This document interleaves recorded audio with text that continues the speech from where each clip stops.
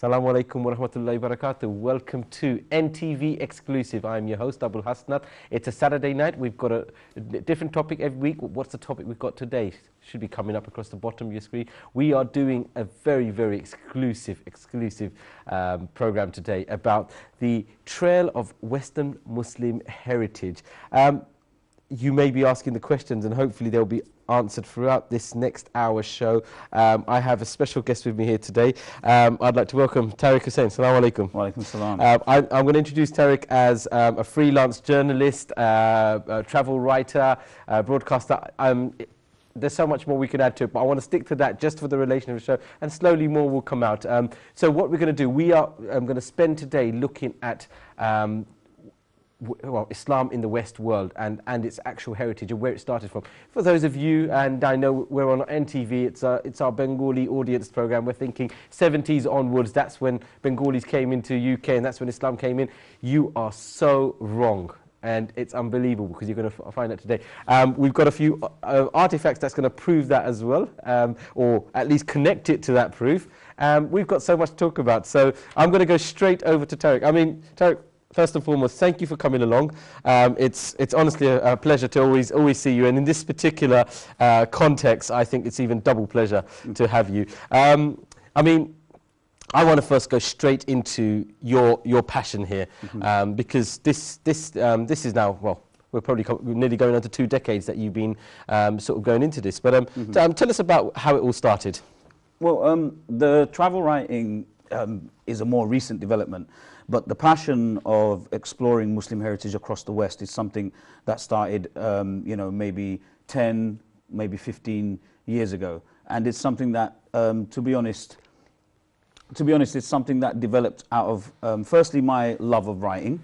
Yeah. As you know, my career in writing began way back in with a newspaper that used to work out of Whitechapel. Many people will know it, Eastern Eye. And back then, I was, of course, a sports journalist.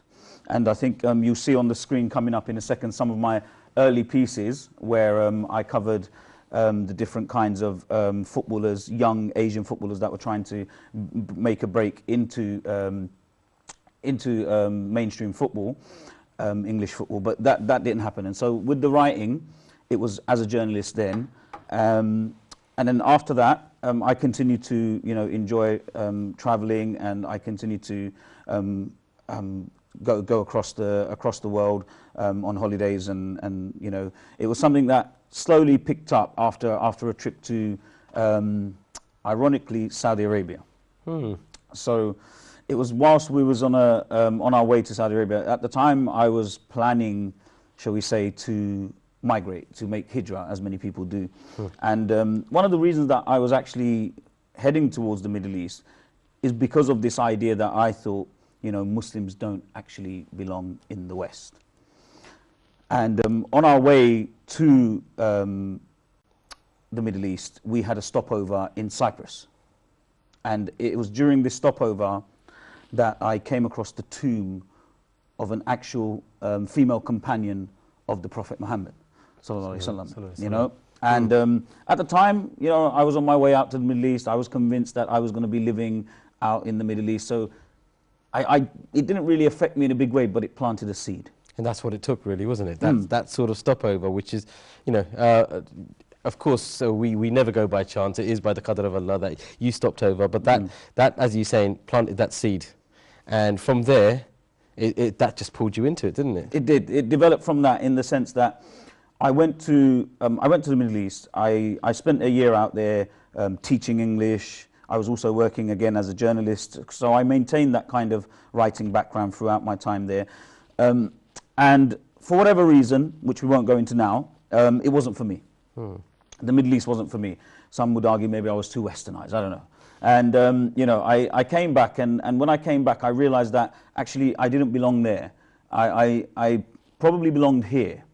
And that seed that had been planted told me that there was something more going on here. In terms of the heritage of the West, and that actually Muslims aren't a recent phenomenon. Something else was going on, and that's really when the journeys began. I don't want to brush over your writing skills, because I know we're going to spend the majority of this show actually looking at the heritage, but just to show the level of writing that Tariq had going back into the late 90s. Hopefully, if I could bring up on the screen what Tariq just mentioned about Eastern Eye, one of the very first newspapers, it was amongst the first. There you go, up on the screen for you there. So Eastern Eye was one of the very first most popular Asian newspapers, and you can see there are 2 articles. So Tariq, I mean, over to the left you had young, what's his name? Harpal Singh. Harpal Singh. For those of you that are like me, born in the 80s and remembering the first Asians that came through, Harpal Singh was one of the very first Asian footballers coming out that played for Leeds, and also on there you would have seen with Michael Chopra. I mean, tell us about those 2 articles that you read, because I mean they were really good articles. So as you know only too well, Hasnat, I'm passionate about football as well. And so back when I was starting out as a journalist, I was combining those 2 passions. And my big interest, having played semi-professionally myself and having tried to play professionally myself, was to see where was that Asian breakthrough going to come from. So I would closely follow schoolboy football. And I would look at the individuals that were being signed by different people or had been given schoolboy forms. Harpal Singh was, of course, an exclusive that we managed to get. He was at Leeds. He was the great big hope. There was Michael Chopra. I also did a piece on Tafadjul, who was at Arsenal and then later played for Sporting Bengal alongside myself. Yeah. We also covered Zesham Rahman at Fulham. And there was lots of others. And these are just a couple that I picked out to give you an idea that, of my journalistic background. Yeah. Okay. Let's come off the football because that's for another day. Let's go straight into straight back into the heritage. So I mean, on your travels and as we've just been shortly discussing before, you obviously started. That seed was planted for you in Cyprus, and then when you've come back, your mind's been ticking. Yes. And so you decided then you need to go out there and find more. Indeed, and as a family, we've always loved to travel. It's one of the reasons we were adventurous enough to try and live abroad as well. And so when we came back, the fact that Cyprus is in the Mediterranean, so close geographically to the Middle East, I realized that there was something going on in the Mediterranean for sure. And you'll see there's a picture I've also brought across here, which is of a castle out in Sardinia. Okay, let's have a look at that picture. So there you go. So the medieval castle. So tell us about this. Yeah. So this is in Sardinia, and Sardinia, of course, is very, very close to Sicily. And many viewers may or may not know that Sicily was once an Arab emirate, and it had a really flourishing Muslim presence there. And Sardinia is just over the road. And this is a great example. This picture here, because it was a medieval castle sitting up on a hill in the middle of Sardinia, and literally nobody, including the tourist board who had written the sign, had any idea what this was about. But I could tell straight away from the arabesque design of the window that there was either Moorish influence or it had potentially been built by Moors. And so, it was moments like that I instantly knew that there was more to this story. Something big was going on. I mean, let's bring it back up onto the screen, because I want us to have another look at that again. There you go, back up on the screen there. It's amazing that none of them resident to Sardinia were able to spot that. But you and I would go then straight away, see that top bit of structure there and latch onto it straight away. And I mean, this is the signature of mosque across London today, is it? Indeed, indeed. And of course, one of the reasons that there may have been confusion as well is because we borrow architectural styles from each other's culture. So there's a lot of, Gothic architecture that resembles that style as well. And so maybe that's one of the reasons why the confusion happened. But after Sardinia, I decided, to spend more and more time across the Mediterranean basin, and I went to several other countries, including Portugal, which should be coming up on your screen right now. Yeah. And you'll see a picture there in Portugal of a castle that was built between the 8th and the 9th century by the Muslims of that part of Europe. And what we're talking about here now, really, is a Muslim presence that began in Europe within 20 years of the Prophet ﷺ passing away. So essentially, we are talking about 14 centuries of Islamic heritage in the West.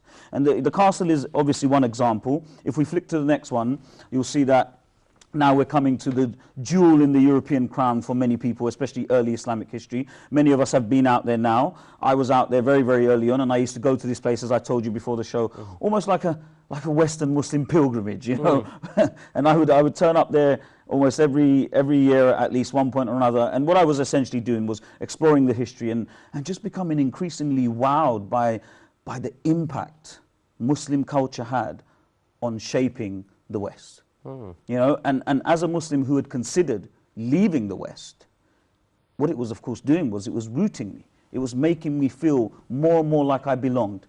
And the picture that's about to come up now is of the mosque in Cordoba. I'm saying mosque, of course, anyone who's been there knows it's actually a cathedral now, because the reality of the Spanish presence is that, of course, over time the Muslims were removed and a Christian empire took over.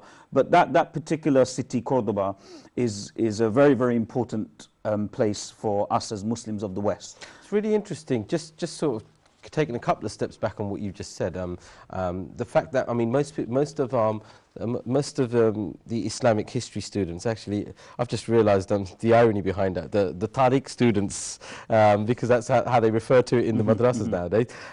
They obviously view Islam having gone across to Europe probably a good century after, and sort of settled a good century after the death of the Prophet ﷺ, and sort of with the Umayyad dynasty sort of spreading that. But the fact that the ideology and the architecture, let's just say, not necessarily the ideology actually, the architecture and sort of the building style, that went so soon as only a couple of decades, still in the Caliphate of Umar radiallahu anhu. So the fact that went over there, and it was only 100 years later that they went and maintained it, but now we look at it today, it's just completely forgotten. And so it must be an immense task for you to actually reinvigorate that and sort of bring that back to life, that actually this is how close it is to the time of the Prophet ﷺ. Indeed. And this is one of the reasons why I chose to try and get this message across through travel writing, because it's a popular form. You know, a lot of this stuff is very academic, and it's a lot of it does exist. It exists in academic books that are collecting dust on bookshelves all over the world, you know. But the reality is these books aren't being read by the people who need to know this history. And so one of the reasons that I like to do the travel writing and I like to do the radio is that in the hope that it's going to get out to the masses, because we need to make sure that we know that the history of Europe isn't just Judeo-Christian. It's Islamic as well. It's Muslim. Muslims shaped Europe. And especially with the current rhetoric where we are being made to feel alien to this continent, we are being told we don't belong here. It's a complete, you know, farce, because we've been here as long as Islam's been here. Absolutely. You know, and the picture of the scholar that's on our screens coming up now is a fine example of that. You know, this is Ibn Rushd, who's also known as Averroes because his name was Latinized. He had a massive influence on Western culture, and this is something Western culture acknowledged. But it was slowly also forgotten. Not just forgotten by the West, but forgotten by us. I know I'm going to jump the gun a bit, but I want to pick up one of these because I'm hoping I can let everyone see this. So this is absolutely exclusive, by the way. This is why we call it NTV exclusive. But these Tariq's got a marvelous collection here of sort of artifacts that have Islamic influence. So we should be getting a nice view for you there. This is an original sort of Ottoman check. You'll see across the top the stamp there, lieutenants. This was what am I dictating? Tell us more about this. So this was actually a gift from a close friend of mine, whose brother was in the British military, and this was after the Ottoman Empire collapsed. The bank that was founded by the Ottomans continued, and that was an actual check that you could get if you was a part of the bank, like you get like we used to get checks from any bank account over here. And of course, it's one of the reasons why I love this check. Okay, it's obviously a modern Islamic artifact, but the concept of the check, the sak, was originated by Muslim culture. Sak, yes, yeah. the sak. So well, it's funny because we don't necessarily have to say that, oh well, the checks are now dying away, but it's, you know, because even the phrasing here is not far off from what the British sterling notes have now. I mean, pay to the order of and the sum of, and this is more or less what you'd see on the bottom of a note. We need to go for a quick break, so don't go away. We've just only touched the tip of the iceberg on some of the stuff we'll be looking at, but we are continuing to look at the the heritage of Islam across Europe, and especially across Western Europe at this very troubled time that we're going through. So don't go away. We'll see you very shortly.